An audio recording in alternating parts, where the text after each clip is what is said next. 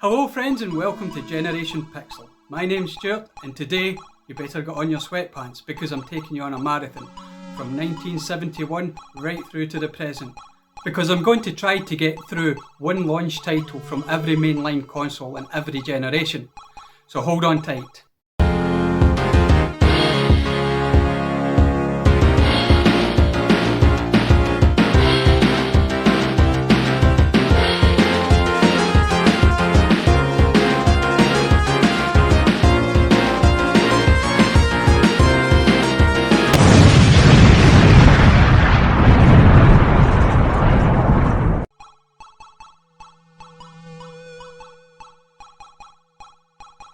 The Magnavox Odyssey, the very first console and the only console in the first generation.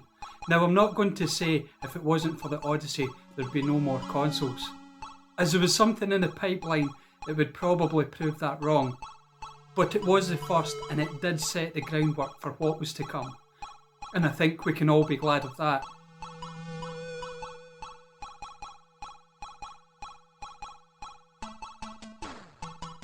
So the first of the new generation was the Fairchild Channel F, and it was just the right machine at the wrong time. In another universe maybe, it may have been the spark that lit the console revolution, but unfortunately a shadow loomed over the horizon, a beast that would put the Channel F firmly in the shade in Generation 2. The Atari 2600 is deservedly the granddaddy of all consoles. It might not have been the first console, it might not have been the first in the second generation, but the passion and the drive behind the Atari 2600 would leave everything else in the shade, and it was the must-have console of the late 70s and the early 80s. Mattel's Intellivision. Now the Intellivision had had the time to develop the advancements that weren't available at launch for the Atari 2600. So was able to launch with a machine sporting prettier graphics. But despite that, it was yet another machine that failed to compete properly with the Atari.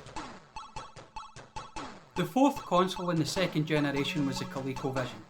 It came into the market with improved graphics and improved sounds, and for a while tried to compete with the Atari. But like those other competitors, Atari had a strangle grip on the market, making it yet another flash-in-the-pan console. Just at the end of the second generation, Atari released a second console, the Atari 5200.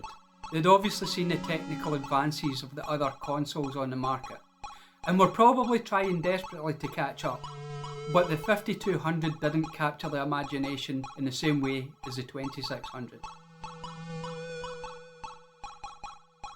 Unlike the first and second generation, the third generation was brought in by Japanese companies. And this time the first console in that generation was the beast that was the Nintendo Entertainment System. Despite being a new kid on the block, it easily gained the confidence of a previously shattered North American consumer base, and marked its place in history as one of the greatest consoles ever.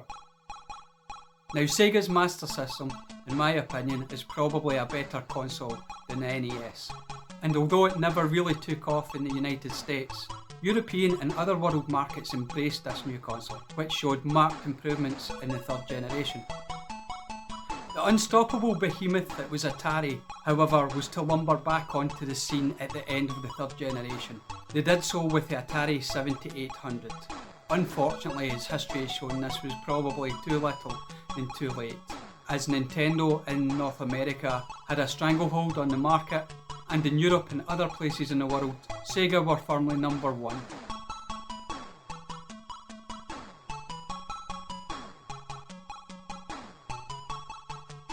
Generation 4 kicked off with the TurboGrafx 16.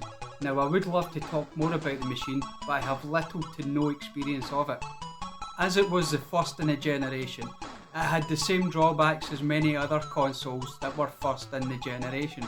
That being, they weren't quite up to spec, and were usually at a vast disadvantage to other machines that came later on in the generation's life cycle.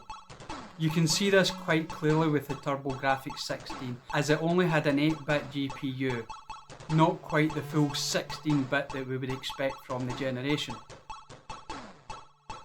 Second along in the fourth generation, Sega's Mega Drive. The Mega Drive was truly a next generation machine. Now we can talk for days on end about the marketing hype around blast processing and the like, but it was a truly 16-bit machine and truly separated itself from generations of the past. The Super Nintendo was the third entry in the Generation 4 list, and for all intents and purposes it was merely a response to Sega's Mega Drive. But that was the response that Nintendo fans had hoped for.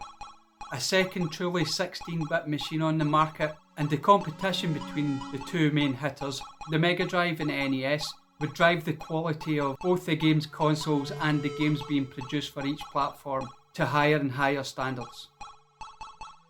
Generation 5 kicks off with the Philips CDI, and Gen 5 is a true home of CD gaming. Like a few other systems, I have no real experience with the CDI, but credit where credit's due. The CDI knew where gaming was heading and set a course directly for it. The second console released in Generation 5 was the Atari Jaguar. Yes, Atari were throwing their hat into the ring one more time. And I'll be frankly honest, as a previous Atari fan, I wish they'd just left the generation alone. Now I don't know if they hadn't foreseen what CD-ROM was going to do to the gaming landscape, or whether they just ignored the fact altogether. But for a company that didn't have a fan base as devout as Nintendo's, to release a cartridge-based machine was lunacy. Well, in my opinion anyway. And that was the final nail in the Atari console coffin. Third console in Generation 5 was the Sega Saturn. Unlike Atari, Sega had seen the way the gaming landscape was going and launched their first CD-ROM machine. Probably for reasons only known to them, the marketing for Sega Saturn was at best poor and at worst self-sabotage. And as Generation 5 rolled on, things were only going to get worse for Sega and their Saturn. Now, the fourth console to release in Generation 5 was really exciting. It was the Sony PlayStation, a machine that was never meant to be. Initially, Sony were supposed to be working with Nintendo on a new Nintendo Entertainment System that would have CD-ROM capabilities. But when that deal dramatically fell through, Sony decided to go their own way. And I don't know about you, but for myself, the Sony PlayStation is what made Generation 5 what it is. CD-ROM based gaming, 3D gaming, and a fantastic 32-bit machine, and all from a disagreement with Nintendo.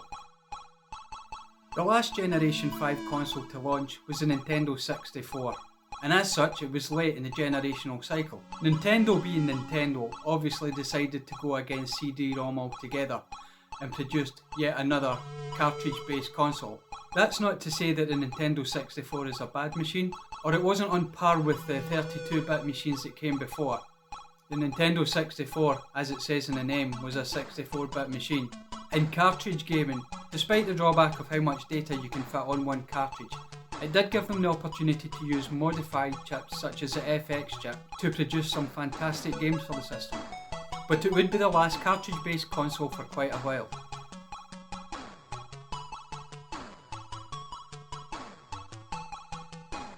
Generation 6 kicked off with the Sega Dreamcast. And unlike previous generations, where the first console out the gate was a little on the weak side, the Dreamcast was more than equipped to take the mantle of new generation console. The power of the Dreamcast outstripped the previous generation, plain and simple. And on top of that, it had internet connectivity ready to go. The Dreamcast, however, wouldn't be a long-lasting console. But that's not due to the console itself, but what was to happen next. The second console in Generation 6 was the Sony PlayStation 2. Riding high off the back of success of the PlayStation 1, boasting truly next generation graphics, and having not only a catalogue of new games coming out, it was backwards compatible to its predecessor, which meant you could bring all your previous PlayStation games onto the new system. Couple that with the fact that it was fantastically priced for the time, it was highly reliable, and even had some modification paths. It established itself quickly as one of the most successful consoles of all time, and is still to this day the highest selling console of all time. Chasing on the heels of the Sony PlayStation, Nintendo released the GameCube. finally making the switch over from cartridge-based games to disc-based games. They however make the strange decision to use a proprietary disc. The mini disc that Nintendo chose to use did of course discourage piracy, but the amount of data they could get on the disc was far less than that of Sony's PlayStation 2, which ran DVD. And despite not making the same sales as Sony PlayStation 2, the GameCube has firmly established itself as a cult classic, and is still cherished by many fans across the world today. The last console to enter Generation 6 was another newcomer, Microsoft with their Xbox. Designed on the notion of putting DirectX into a console, that's exactly what they did. Being late to the generation, however, it didn't quite get the sales that PlayStation did. But it did, however, cement the foundations for the future of Microsoft gaming.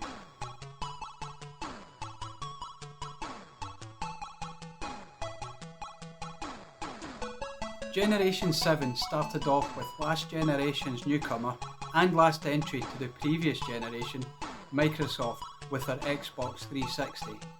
Launching a year ahead of their competition, the new Microsoft machine made great strides in sales. It was plagued in the early days, however, by some technical issues. Red Ring of Death, anyone?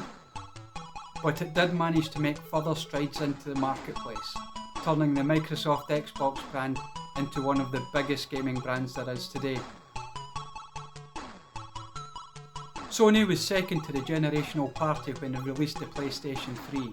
Following on from the success of the PlayStation 2, they kept some core principles. The first PlayStation 3 models were fully backwards compatible to both the PlayStation 1 and PlayStation 2, and despite that, still managed to be one of the most powerful consoles of that generation. But some of that did come at a cost. And the first cost, funnily enough, was the price. The PS3 was hugely expensive on launch. And not only that, the new architecture and the cell processor was notoriously hard to develop for, especially in the early days. Sony would make great strides with further revisions of the Sony PlayStation 3, and as developers got to grips with the architecture of the cell chip, the games that came out later in its cycle were fantastic. But it took Sony until the very end of the generational cycle to just pip Microsoft at the post.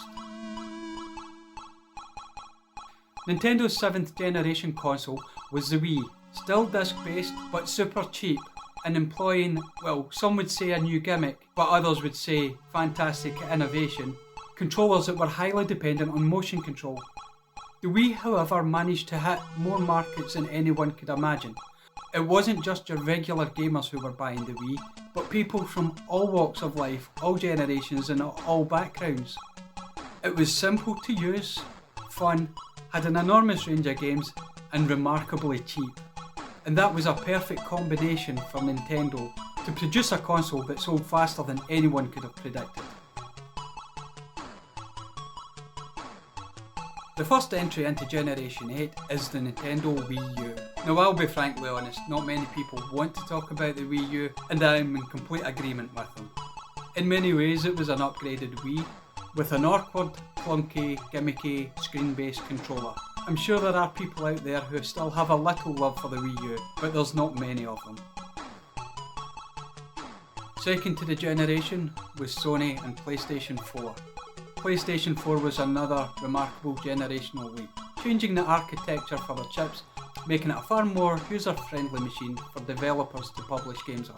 Sony had obviously learned from all the mistakes of the launch of the PlayStation 3 and had no intention whatsoever to make them again. It did of course mean that the PlayStation 4 was the first non-backwards compatible machine in their history, and where that was a bone of contention for a lot of the fan base, it is very hard to deny that the catalogue of games that the PlayStation 4 has accumulated over its tenure are nothing but spectacular, and it is the games that have made the PlayStation 4. Following shortly after Sony, Microsoft launched their 8th generation console, the Xbox One. Now if Sony made mistakes in the 7th generation, then it was Microsoft who were to own all the mistakes in the 8th. Everything from always online to needing a Kinect, right up to the point you couldn't buy pre-owned games for the Xbox One. Of course, Microsoft quickly U-turned on all these decisions and produced a fantastic 8th generation console, but the damage they had done at the beginning was something that they never managed to recover from, leaving the Xbox One trailing in sales behind the PlayStation 4 by quite some way. The last 8th generation console to be released was Nintendo Switch. Now I'll be quite honest here, I don't really see it as an 8th generation console. It's more like a 7.5 or 7.75 in my mind. The graphics aren't quite up to par, and it's not that powerful, and once again they revert back to cartridge games. But what it does have is something like the ghost of the Nintendo Wii. The Switch can be used in a dock, connected directly to a TV, or it can be taken out of the dock, and it has a screen for mobile handheld gaming. It seems that once again the uniqueness of the console that Nintendo have produced is a selling point. And although it is running, or shall we say attempting to run, some of the later 8th generation games, there are graphical downgrades to these games. But what Nintendo do, they do really well. And because of such, despite not being a truly 8th generation console, they have produced a fantastic console and a well-selling console in the 8th generation cycle. So there we have it, folks. Every mainline console from every generation and a launch game playing in the background. Thank you if you've watched this all the way to the end, and I hope you'll watch more in the future. And if you remember one thing today, remember this: Greedo shot first. Bye.